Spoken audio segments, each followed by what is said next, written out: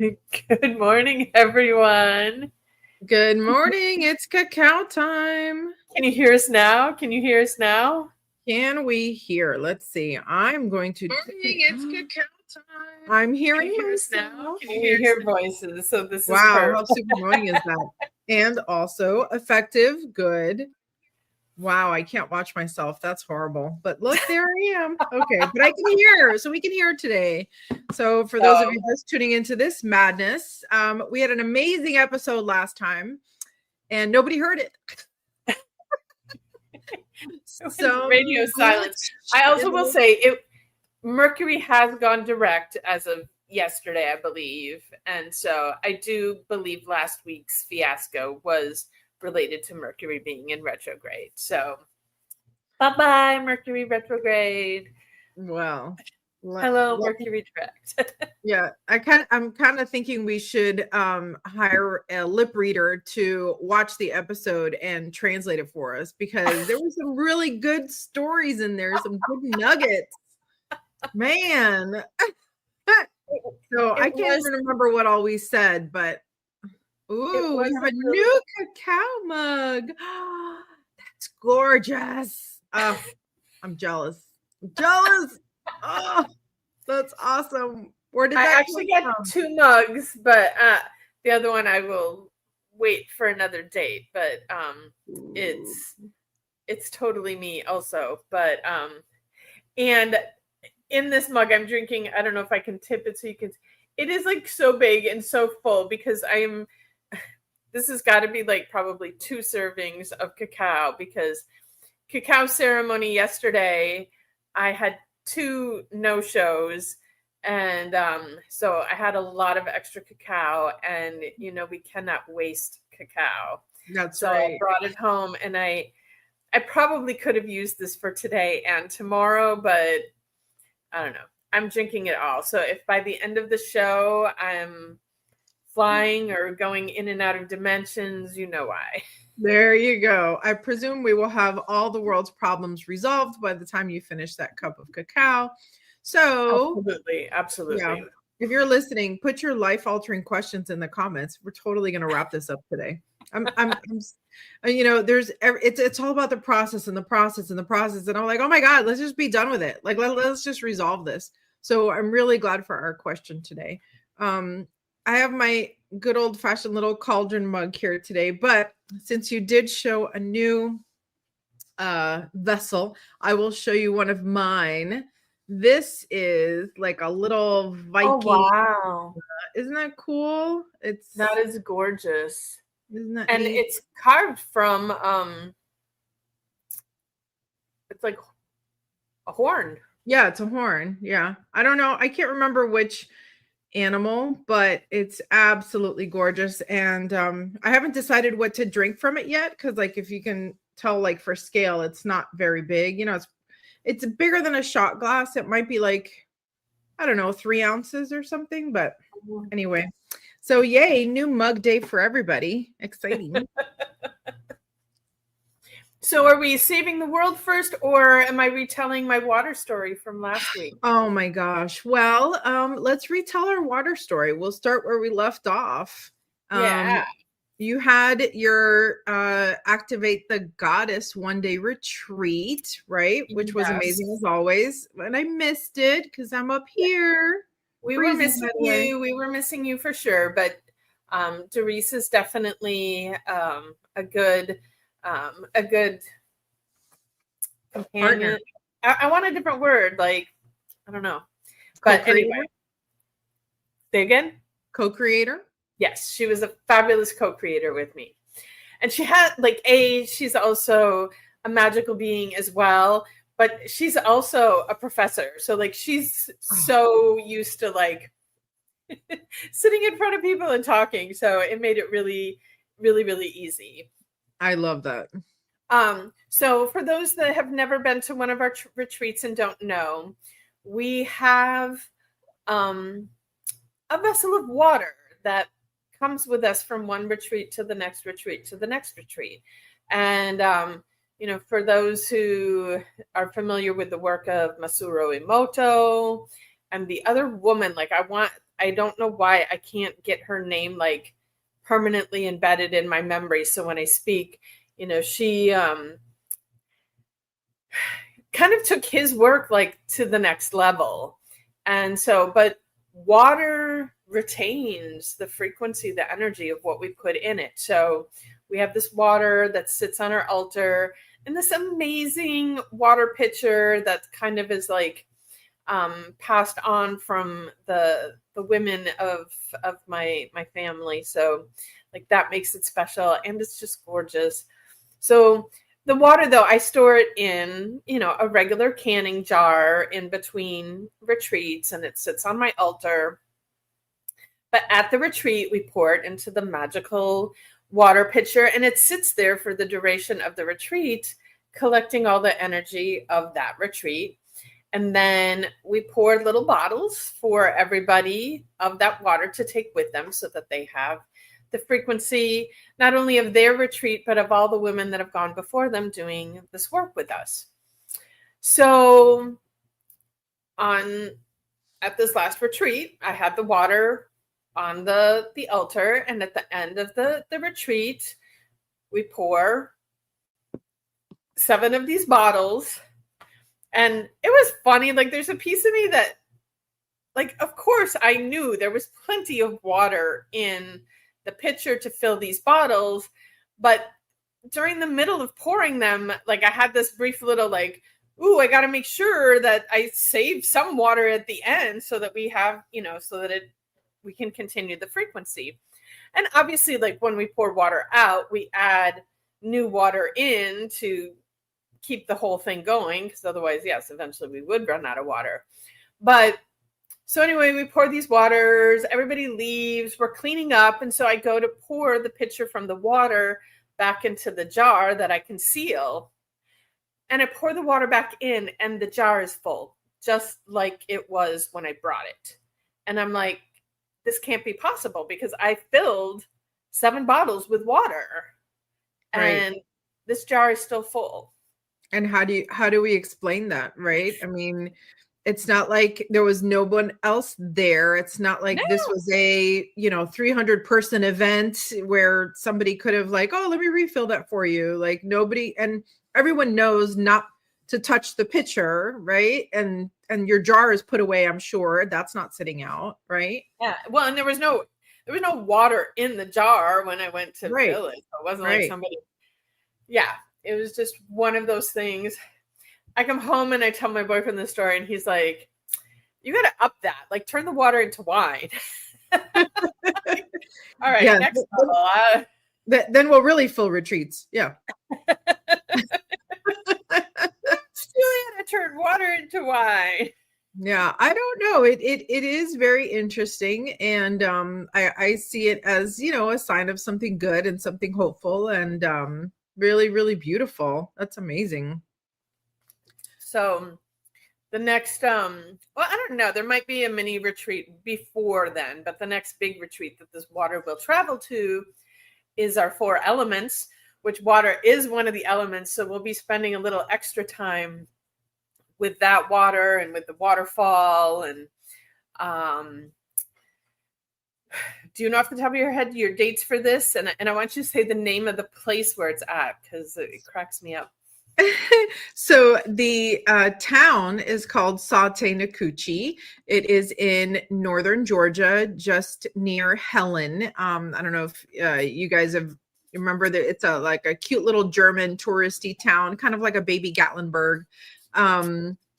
But the dates are June 19th through 22nd. So it is 3 overnights, 4 days. And it's at a retreat center called Alohi, which has a fabulous name. You'll have to attend so you can hear the story of why it's called Alohi. But it is run by the most wonderful family. And even though we're just attendees, quote unquote, when you get there, you get to meet everybody. And it's such a family affair, literally. I have never seen grounds so meticulously maintained. There's a lot of really easy, like my level hiking trails, which we love, and it's so safe because it's all just enclosed. I think it's like 200 acres or something like that. So you'll be able to walk through everywhere and, go at your own pace if you want, or go with us during our excursions and things like that. But it is going to be super cool. And I can't wait to fill a jar with water from the waterfall that we're going to have an experience with. I'm all about the elements, and I'm just like really, really excited. Yay.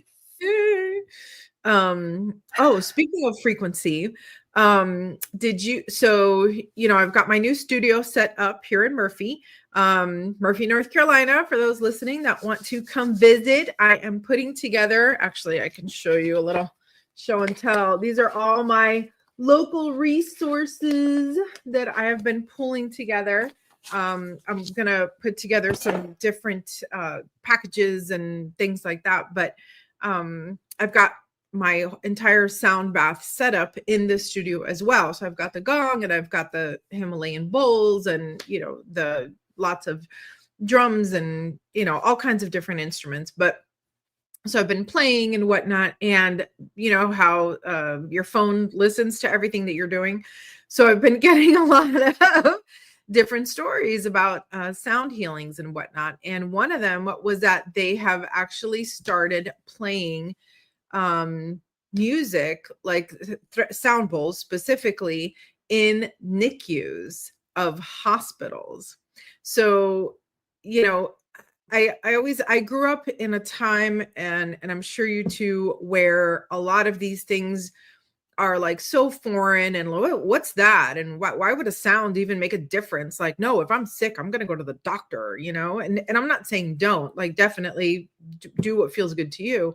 But it is super cool to see how, modern day science is acknowledging what, has been true for all time, which is sound and frequency do affect literally your cellular structure. And I'm so excited to see that and share that. And how cool is that? Super cool. I did see something too. I don't know that I talk about sound stuff that much although Facebook's listening right now, so I guess it's got it. But I saw the thing too about doing sound Facebook's therapy. Always listening. So that's a step in the right direction of making a more compassionate world. So before we got on today, I looked at, because we chose all these topics like months ago. And so when I read this one, I was like, oh my God, this sounds so huge. How do you envision contributing to a more compassionate world? And I'm like, that's all I do all day, every day. I'm just waiting for the world to catch up. I was just thinking that the answer for me, from my perspective, it's actually the simplest of all the questions that we've had. And for me, I'll answer first, is, starting to be more and more kind and compassionate to myself. I get a lot of ads, well, not ads, but like TikToks and stuff like that, talking about like alcohol abuse and addictions and all of these things. And there's this one rabbi that explains how addiction is not the problem. Addiction is a solution that someone in pain is trying to use. And I picked addiction just because it was the first thing, but whether it's addiction or war or hatred or anger or all of that, fear, anger, it's really just starts with loving yourself enough as is, right? Living authentically. So I think that's a pretty good starting point for me. Yeah. I always say, if everybody in the world truly loved themselves, all of the problems in the world would disappear. And I guess it could be possible for everybody to just instantly to decide to fully love and accept themselves. But my experience is that it's more of a process, and we all learn to love ourselves a bit more, bit by bit by bit. And, that's a big component of the healing work that I do, is getting people to recognize the pieces of themselves that they aren't loving and find some compassion and love for themselves. I think one of the other ways that we're contributing is introducing everybody to the great heart opener of cacao. And but what's interesting to me is that, and it's so, like, I get frustrated talking about it because, in the spiritual journey realm that I'm living in, and, like, I have this vision of this world that we can live in that is a truly compassionate, loving space where, I don't, people will say, like, it's not your job to change the world. And I know that I don't change the world. The only thing I can change is changing myself. And by changing myself, the world changes. I also often, say to myself and people, like, if you see something out there in the world that you don't like, it's because that thing somehow exists within you. And so heal it within you, and then it will heal. As within, so without. But yes, like, people tell me, like, no, like, your job isn't to change the world. But yes, it is. Like, let me do it. And I'm not the only one. I'm not the only one, like, with this vision of seeing the world being a better place. Yeah. But I think what we're talking about is more so like the access point, right? Because I don't think anyone can change another person, right? You can lead a horse to water, right? So at the end of the day, the weight of I'm going to change the world, that feels really big for everybody. I mean, there's a lot going on in the world right now that I feel completely helpless to make any sort of dent in, right? There are things happening internationally and nationally that what's little old me sitting in my house gonna do? And also I also keep this on my desk too, never doubt that a small group of thoughtful, committed citizens can change the world. Indeed, it's the only thing that ever has, Margaret Mead. But I can't even get together this group of small citizens until I get myself together, until I mean, that's why all the greats all say the same message in a different way, right? Do unto others as you would have done unto you. Be the change you want to see in the world, right? I forget what band it is, Nickelback or somebody, it starts with one. There you go. You get a song. But at the end of the day, it's got to start with you. It's got to start with your own happiness. That's what I see, that even the little things, right? It doesn't have to be big things. It could also be how you show up in traffic and how you show up in line at the grocery store. It really just is so tiny. It doesn't have to be a big, massive effort, I don't think. All of those things are just little ripples that, it's like you drop the pebble in the pond, and the ripples start out small, but then they just keep going and going and going and becoming bigger. Yeah. I think for me, one of the things that I'm constantly working on is, and I keep repeating it almost as a mantra, is let me look at this with compassion and curiosity. Why is this person, like this morning, I was driving my kids to school. It's dark, it's wet, it's, rainy outside, and we're on a big highway. So here, the big highway doesn't have, like, it's just it's almost like Federal Highway in Fort Lauderdale, where, like, well, actually in Fort Lauderdale, there's a lot more streetlights. Here, there's no streetlights. So you have to merge from a standstill at a stop sign onto a 60-mile-an-hour road. And it, you got to time it, right? Because if not, the person behind you is just like being on 995. They're going 60 miles an hour and you're like still at 20 trying to speed up. Anyway, point being, I had someone behind me this morning and they were like right on top of me. And I'm like, oh man, like this is what I left South Florida for. Like, I'm not about this. And I was getting irritated. And then I was like, okay, compassion and curiosity. Maybe this person is having an emergency. Maybe this person, I don't know. There's a reason that they're so in a rush. And so, you know what? I just scooted over to the next lane.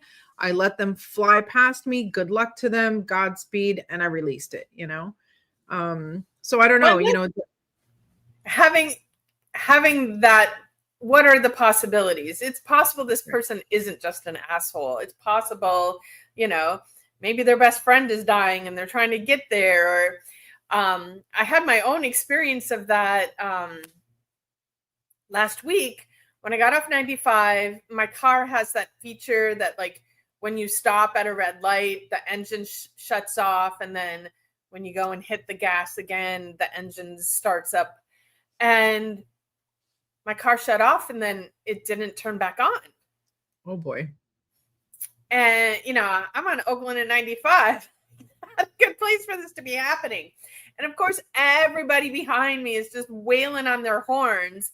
And I'm sure that they think that I'm that person sitting there scrolling on my phone. Yeah. Like, but no, my car won't start. And, it took a hot minute and I got my car to start and I got to go. But I just, I had that thought. I bet you they all think that I'm sitting here stopped because I'm paying more attention to my phone than the traffic light. And I wasn't. So, like, we really have to be careful with our assumptions about the situation and things. Just be kinder and more compassionate and relax, everybody.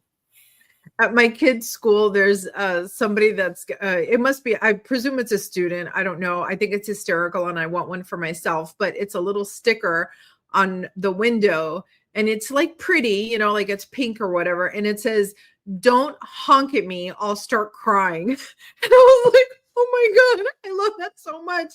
But it does, like, effectively, it does give you a bit of pause. Like, oh my gosh, that's not just a car. There's a human being with feelings inside, and we don't know what they're going through. So, okay, like, let me go, what if that was your kid, right? So anyway. Absolutely. Yeah, I need that. Don't honk at me or I'll cry. Don't look at me or I'll cry.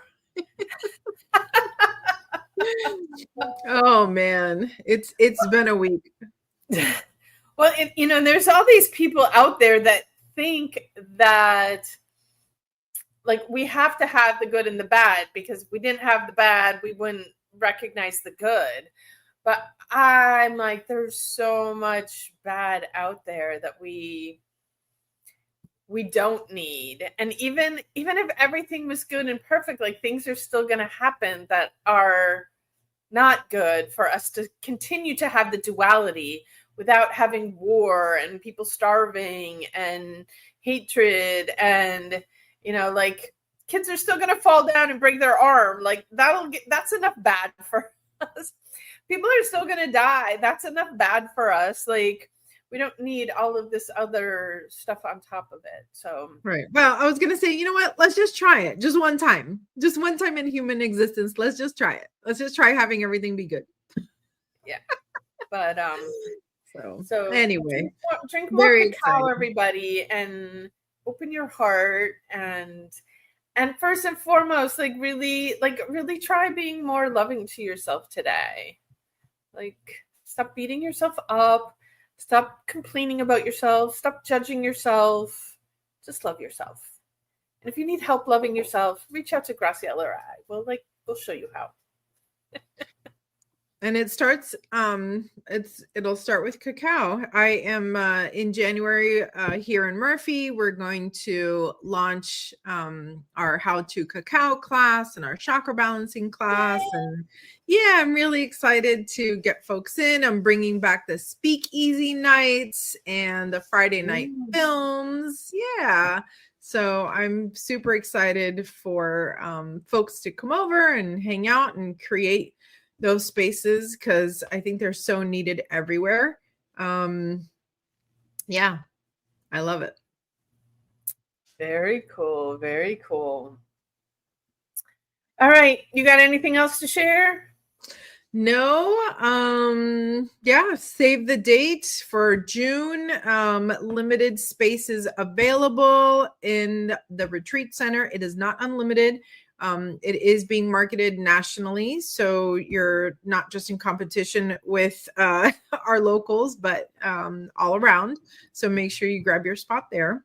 Also, don't forget, we also have on January 4th our replay of the vision board masterclass. And even you could use the vision board masterclass to help manifest your attending the retreat with us in the summer. There you go. Yeah. And, you know, the retreat itself has a low entry point deposit. So even if you are not sure and you kind of want to talk about it more, like just pick up the phone or it's call, text, whatever. Let's have a conversation. We'll tell you how it's going to be. Although the website has so much detail in it. But anyway, and then January 4th, again, low entry level, like it's not a huge investment. So plus you're kind of changing your life. So it's totally worth it. I'm really excited. I've been chatting with our graduates from our last masterclass, and they are all making beautiful strides towards their visions and goals. And I'm just really excited and proud of them. And yeah, it'll be really exciting for this next batch. Yes. All right. I'm fully cacaoified right now. I bet you are. I bet you are. I feel like I need to go meditate now. You're actually a bit red. Yes, no, it's definitely like it's hitting me for sure. Vanessa, if you're still listening, this is your cacao from last night that I'm drinking. There you go. And so yeah. Have a loving, compassionate day, everybody, and love yourself more. Amen. Have a good day.